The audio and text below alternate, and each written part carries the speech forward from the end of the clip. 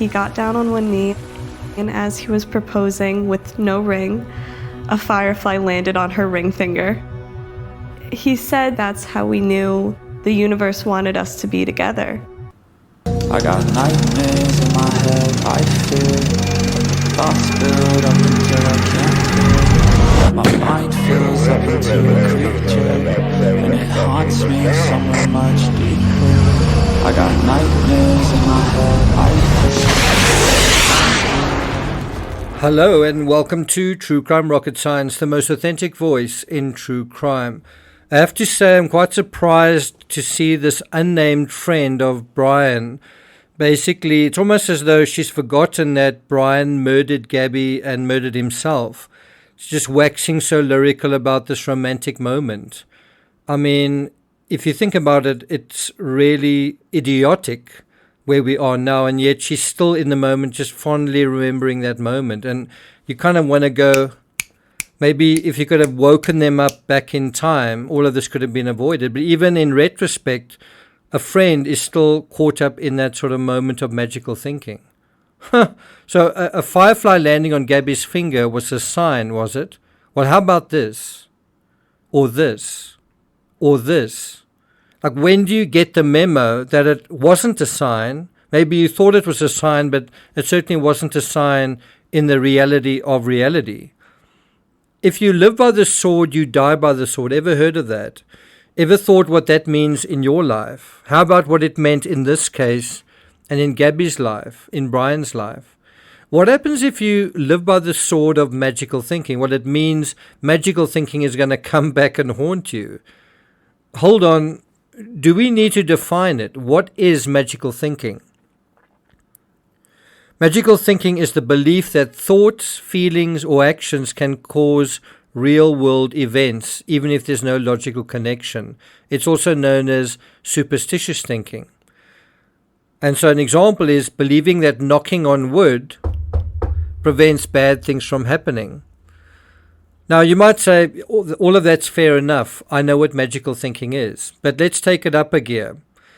If you say that magical thinking is believing that thoughts or feelings can cause real-world events, even if there's no logical connection, what about something like prayer? What about praying? Can that cause real-world events? You might say, yeah, it can.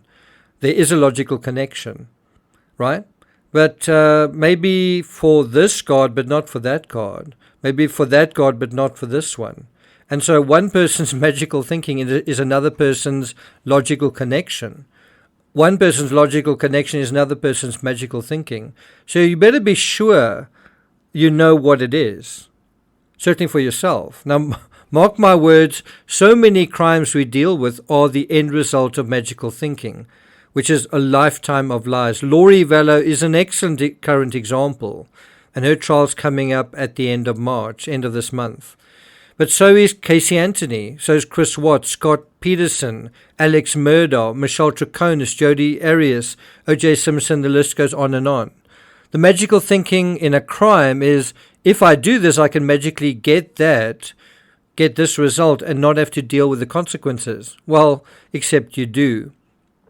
Now, what is the opposite of magical thinking? Let's write that down and think about it. What is the opposite of magical thinking? Well, the answer is critical thinking. And I am a huge proponent of critical thinking on this channel. The opposite of critical thinking is magical thinking. Between Gabby and Brian, who would you say was more prone to magical thinking? The fact that these two were even together, though, is an indication that both of them were so caught up in magical thinking that they couldn't see their own magical thinking woods for the trees. They couldn't see the other person's magical thinking woods for the trees. Hopefully, by paying attention to this case, we can. And I think there are a lot of people who are sneering and saying, well, there's nothing to see here in terms of the Gabby Petito case. It's so obvious. Actually, there is a lot. There is a lot of meaning. And if you don't see a lot of meaning, you know what? A lot of other people do. I do. And that's certainly enough for me. If you haven't subscribed to the channel, please do. Welcome to the many of you who have subscribed. We are only really halfway through the first of the 3 episodes on Netflix. Make sure you watch it if you haven't already. So we've still got a long way to go. If you find this analysis worthwhile, and I actually think it's quite a good subject to talk about, I think it's a much needed conversation in our world today, please do hit the thanks button and let's get started. Now, Brian's marriage proposal to Gabby is a good example not only of magical thinking, but how everyone around Gabby sort of went along with it anyway. So this is quite important to emphasize. Are we pointing a finger at Brian and are we pointing a finger at Gabby? And are they the problem? Are they the perpetrators of magical thinking here? Well, you can't really do that if you're not within a village or a community that sort of goes along with your magical thinking. You can't commit acts of magical thinking without everyone around you going along with it. And that's exactly what we see here, right? Everyone around Gabby sort of went along with it anyway. Well, what could go wrong? And so this is how serious the problem is, that it's not just magical thinking of one person or a couple or a family. It's really, really widespread, and that's what makes it so difficult to counter. And so in this regard, just to get a handle on what we're dealing with here, let's examine 6 signs of magical thinking from 4 different people surrounding just this one topic, Gabby's engagement. And we start with number 1, how Roberta, Brian's mother, dealt with the engagement. Do you know how she did? Do you know how Roberta dealt with her son's engagement? I saw a post on Facebook from Brian's mom. I remember texting Gabby right away and I said, "Whoa, you're engaged?" Guys, this is a huge red flag. Brian's mother posts it on Facebook. This already shows a huge disconnect with her in-laws. And I think it was more than a disconnect, that the Laundries were not only not obvious friends with Gabby's parents, with Gabby's family, but as it turned out, not friends at all, not even to Gabby when she disappeared. Brian was their boy. Even if Gabby was his girl, it was still all about Brian. That's not really a good situation if your child is marrying into someone else's family. It's really not a good situation. It's a really bad situation here.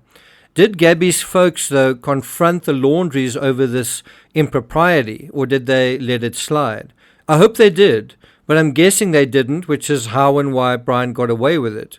He also, getting engaged the way that he did, he also saw that he had his family's backing in a surreptitious scheme, his scheme, and all of that suited him to a T, but was not very kind towards them, towards Gabby's family, or even towards Gabby.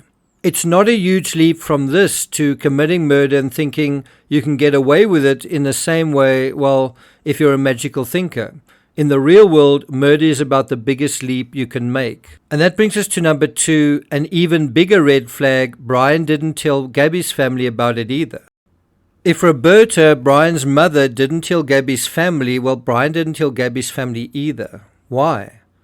I think he felt insecure about how they would feel and react, how Gabby's family would feel and react. And I think Brian was right. It was very sudden. He didn't have a proper job, and their relationship was still very new and uncertain. And certainly, Gabby's family didn't know Brian all that well. And one has a sense that Brian wanted to secure the deal before things could unravel, which is, of course, what did happen. They did unravel. So in a sense, the engagement itself was a kind of magical thinking, with the main proponent of it eventually being none other than Brian himself. Think about it, this scenario of Brian and the Laundries all effectively suppressing the same vital information from the Petitos, from Gabby's family, was effectively a dry run, a trial run, a practice run for how they dealt with Gabby's disappearance. Number 3, Gabby didn't have a ring. And then I said, "Well, where's your ring?" And she said, "Oh, I don't have a ring. Yeah, we'll get one." Did they ever get one? Did Brian ever get Gabby a ring? It's worth taking a look on Gabby's Instagram page at her ring finger. And that is also magical thinking. Part of the tradition of an engagement ring is to spend a certain amount of money to show commitment. And of course, to be able to afford a decent ring means one is making a decent living. Well, Brian wasn't. So not to give an engagement ring is a kind of magical thinking. To accept that someone's not going to give you an engagement ring is a kind of magical thinking. because it's like saying, well, there's commitment, I'm just not showing it. I'm just saying it. So to not do that might seem like living life footloose and fancy free, but the flip side is within about a year of getting engaged, Gabby's face was covered in blood, and someone called the cops after seeing Brian hit her, and she was apparently hitting him as well. Suddenly, all the magical thinking in the world, all the universe wanting them to be together is poof, gone. That is how much magical thinking is really worth at the end of the day. In retrospect, Gabby accepted not having a ring, and so did Nicole. I don't have a ring, but we'll get engaged anyway. And what happened? Brian turned out to be a lying, thieving, moneyless, murdering, unemployed cheapskate. One of his last acts on this earth was stealing $700 out of Gabby's account, his murdered girlfriend's account. Number 4, Brian never asked for Gabby's hand. Brian never asked for Gabby's hand, so that was a little bit shocking. Well, more than a little bit. None of these are good signs, but did any of the parents intervene and confront Brian about it? Number 5, Gabby never told anyone. She didn't want to tell anybody. I thought that was really strange. Of course it was shocking. What's quite interesting in this particular issue, you don't hear any of the men talking about Brian and what he was supposed to have done. You hear Gabby's mother and stepmother talking about it. But Gabby did announce her engagement on Instagram using a photo from their first date together. Notice what she says.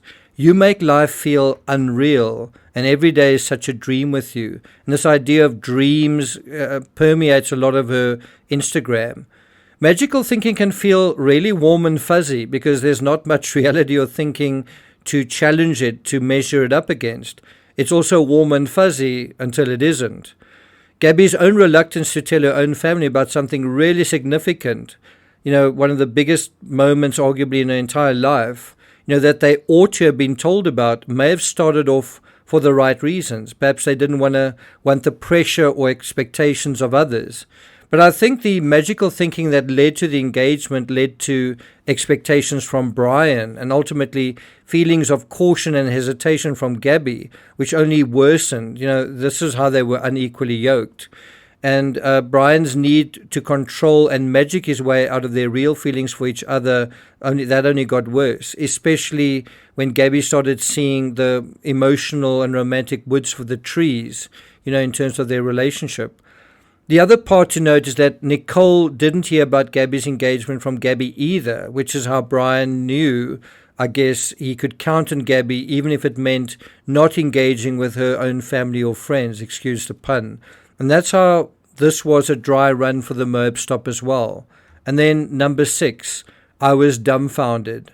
I was dumbfounded, to be honest. I really wasn't ready for that. I wasn't expecting that at all.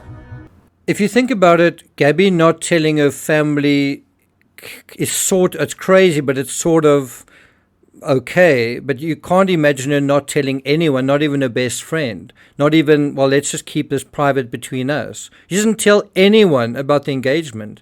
This is bizarre, and it shows Brian getting what he wanted and Gabby going along with it in her own way, and I guess hoping for the best. I also think in a general sense it shows Gabby really wasn't that close to anyone, really, really close, besides Brian, which is kind of sad. In the beginning, Gabby was excited and happy, but as time went on, she kind of lost that excitement. And then we hear from Brian's unnamed friend, and she said that their approach was, we don't care, we just know we are going to get married, let's just start living our lives. That's magical thinking. And I think for Gabby, living our lives meant working. I think for Brian, living our lives sort of meant being married.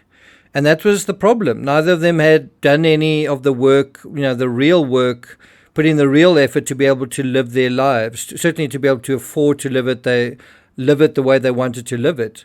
And when it came down to working, which is a central pillar upon which we build our lives, the world of work is a big component of all of our lives. You certainly need to have a common ground in that regard.